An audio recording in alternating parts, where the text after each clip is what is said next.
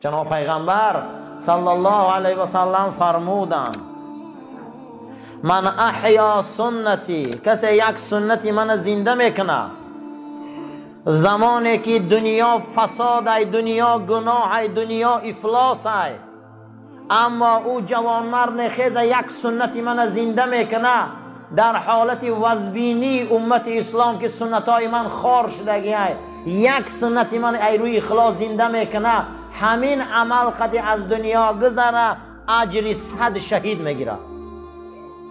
امروز کسی 20 رکعت نماز تراویح تشکیل میکنه و سنت رسول اکرم زنده کرده.